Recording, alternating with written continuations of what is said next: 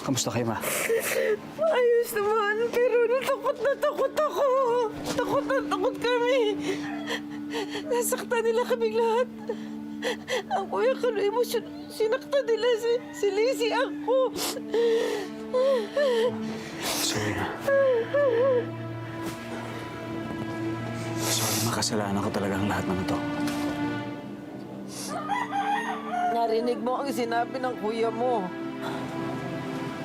Oo. Tama ang sinabi ni Kuya. Kasalanan ko naman talaga ang lahat ng ito eh. Nadadamay kayo lahat dahil sa akin. Kailangan yung lumayo dito. Para hindi na kayo masundan ni Wilson Chan. Paano ka? Bakit hindi tayo magsumbong sa mga pulis? Sabihin natin na buhay si Wilson Chan. Hindi ganun kasimple yun. Una-una, wala tayong sapat na ebidensya para sabihin sa mga pulis na siya ang pumatay kay Papa.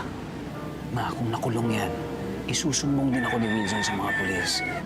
Pareho pa kaming mabubulok sa kulungan, ma. Yun naman yung dahilan kung bakit hindi ko siya kinakanta.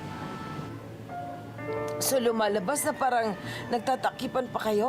Oo, pero hayaan mo na, ma. Yun ang pinakamabuti sa ngayon. Pero ang mahalaga sa lahat, ma, lumayo na kayo, please. Kayo ni Kuya.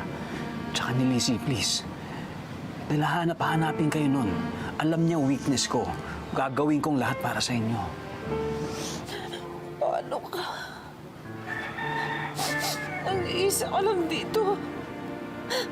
Malulungkot ako. Matatakot ako. Magpapasko pa naman. Hindi tayo magkakasama.